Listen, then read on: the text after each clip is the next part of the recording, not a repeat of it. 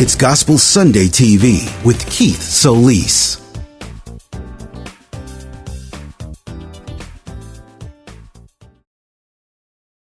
Hey everybody, Keith Solis from Smooth R&B 105.7. Thanks for watching Gospel Sunday TV. You know this dude right here, D. Hattie. Deitrick Haddon is in the building. What's going on, man? What's up, Keith? Good to see you, man. Man, good to see you. Looking good, brother. No, you looking good. I'm trying to be like you. Yes, sir. Looking like a young Denzel Washington. I would have worn my hat and my glasses, but how you doing, man? Man, I really can't complain. Well, I could because I've been up and down the road, man. I've been everywhere. Wow. And but would you rather be up and down the road or be at home looking for a job? Hey, listen, now I need to put things in perspective. Yes. I am grateful, but I've just been ripping and running and just want to get a piece of bread in my system. I But understand that. I understand that. But let me say this. Congratulations, because you are a brand new father. Yes, I am.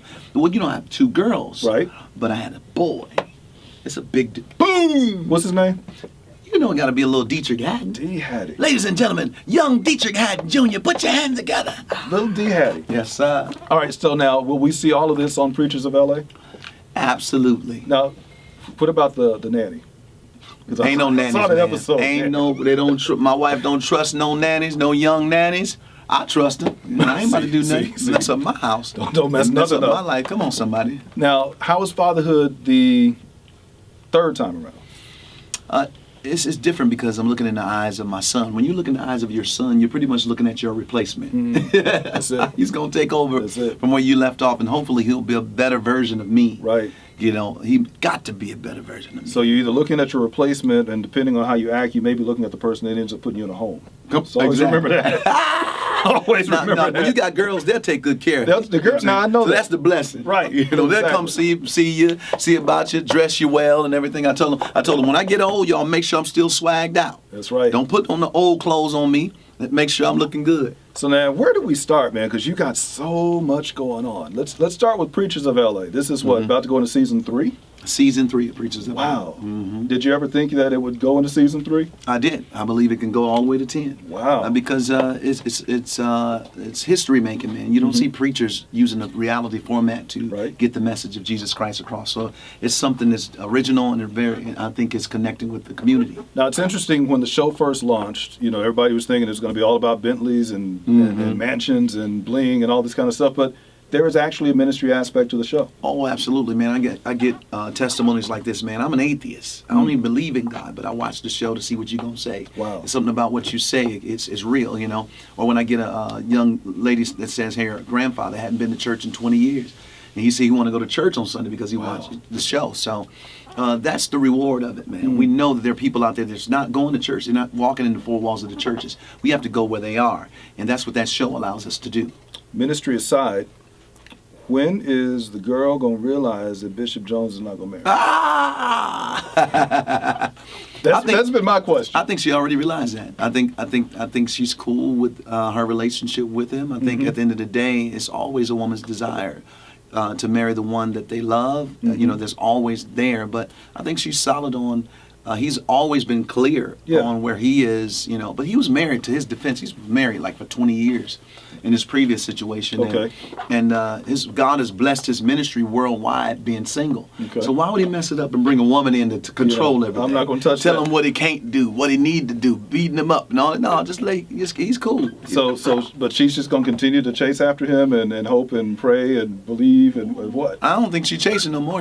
I think she's solid in what you know, in what that relationship is. You know, I know Loretta, and she's a wonderful woman. She's the godmother to my daughter, Denver. She's a beautiful woman, but I think they have a great understanding. I mean, I don't understand why everybody want to get people married off. I don't think marriage is always the solution to everything. Okay. And that's a whole nother... that's a whole nother issue. So, will we see Bishop McClendon more than twice this season? He just never showed up anywhere.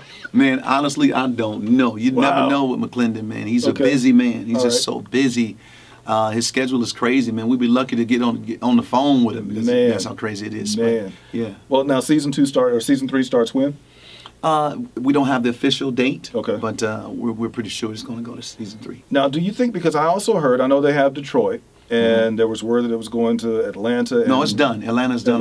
Locked and loaded, ready to go. I also heard that Dallas was going to be a future city. Is that still the case, or what? It could be. We're trying to hit all the cities, man. Okay. You know, but we need some preachers that's willing to toss some water on one of the other preachers.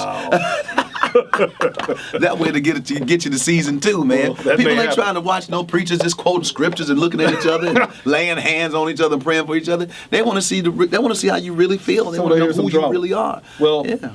Speaking of Dallas preachers, Bishop T.D. Jakes said how he felt about preachers of LA. And I know that you responded to him, and even I responded. Your brother Kirk Franklin had some words about the show. Oh, a lot of other people talked about this show. Now, how did you feel about that? I didn't feel at all. You know, at first I was, I was confused, because Bishop Jakes is a great man and he has a lot going himself. You know, I don't need to run down his resume. Right. So I was a little bit confused, but I think now that when they saw the show, I think a lot of people had ideas before they seen the show. Okay. But when the show aired, everybody kind of adjusted their thinking. So it's cool. Everybody's human. I find no fault in Bishop Jakes. I know I had a great conversation with Kirk. Me and Kirk chopped it up about it because me and Kirk are super cool like that. And I told him how I felt about the way he felt. And he told me how he felt about it. And we're moving on. But I think the interesting thing is, a lot of times people, and I think it's more so the media, sensationalize everything. Does not necessarily agree with whatever it is you do or how you stand or what you say or what you wear, then there's got to be some kind of friction and drama. Oh, they're fighting, and it's not necessarily a fight. I just don't necessarily agree with it. No, it's never a fight. Honestly, we're men of God. We don't do that. We try our best. You have to really do something to make us fight, But we do. Preachers, you have to understand, we're very strong, opinionated people. Every preacher, from Bishop Jakes all the way down to me.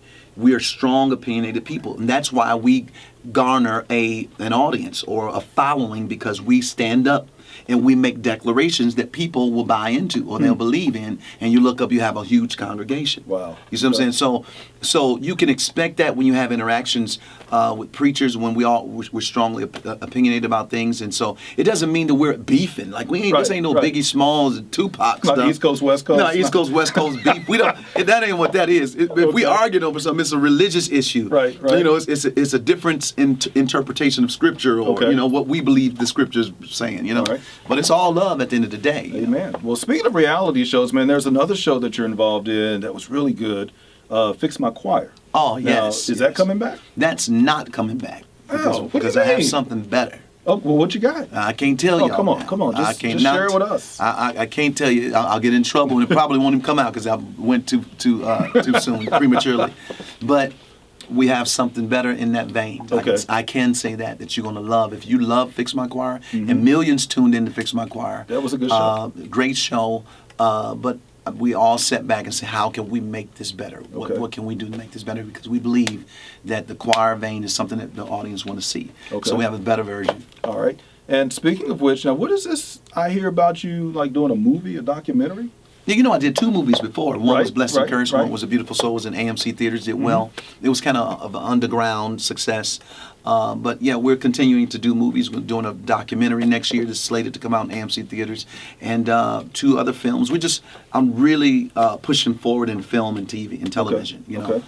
So yes, I'm doing it all. You're doing it all, including, you heard right. You heard correctly. Including still doing music, because Masterpiece is the new album. It's the new album that's out right now and it's going crazy. It hit #1 at iTunes on the top of Christian and gospel charts yesterday. So that's a good thing. That means people are gravitating to it. People are connecting with it. I think what people are connecting with is the realness in it. I believe that there's a ministry in transparency, and I just go hard in the paint. And that's one of the things, man, about your songs. I mean, from the oldest to now the Masterpiece project. You always just let it all out, man. It's not to a default. It ain't just one of them saves. Yes, saved and sanctified, but man, you are so real in your music. Well, man, I come from Detroit, and if anybody know anything about Detroit, we can't help but to be real. When we walk out the door, it's real, like for real. So that's the way we were raised, man. I don't know any other way. Sometimes being brutally honest, it's hurt me in the past. Just being brutally honest. But that's just the way I am, and I think people now get it. And my music is really a reflection of where I am at the time in life. Right now, I'm looking at a masterpiece. When I'm looking in the eyes of my son, little Deitrick Haddon, it's a masterpiece. When I look at my daughters, Destin and Denver, and my wife, it's a masterpiece. But I didn't know how God would get me there, but he got me there. And now I'm looking back and saying, man, the good, the bad, and the ugly was all, it all came together to make this happen. Yeah, because you went through, man. Yeah. You went through some stuff, and you went through it and allowed us to go through it with you. Mm-hmm. The song that you've been hearing on Smooth R&B 105.7 Gospel Sunday is the new single, Restore Me Again. Hey! Which means that you didn't have to restore me before. Oh, so this ain't the first man. time for restoration. Now, Restore Me Again, Absolutely. this may not necessarily be the second time either. I don't know why people think that preachers are exempt from life issues. Mm-hmm. We're not exempt from the same issues that you go through. You know, we get hurt, we get betrayed, we get backstabbed. You know, so when I was going through my storm, I understood that I wasn't the first and I wasn't the last. So I took the opportunity to help people that may have gone through that. They can watch me and it can help them overcome while they watch me overcome. See, I was very deliberate. You know, just because you hit rock bottom, the call of God doesn't leave you when you hit rock bottom. Right. You have the responsibility to lead people, whether you're on the mountaintop or whether you hit the bottom. And that's what I did. I said, okay, I'm on the floor. Here's an opportunity for me to share my story with people, millions of people that are going through the same thing. So I'm going to show them how I'm going to crawl back up and get back up. There you go. And there's ministry in that. Amen. Well, congratulations on Masterpiece. Getting ready for season 3 of Preachers of L.A. Yes, sir. Whatever this brand new thing is that he can't talk about, but we'll find out soon enough. Deitrick Haddon, man, thank you for being here. All day, every day. All right, and thank you for watching Gospel Sunday TV. Thanks for watching Gospel Sunday TV. We'd like to know what you think. Subscribe, comment, and follow us on Facebook and Instagram. And also visit us at krnb.com.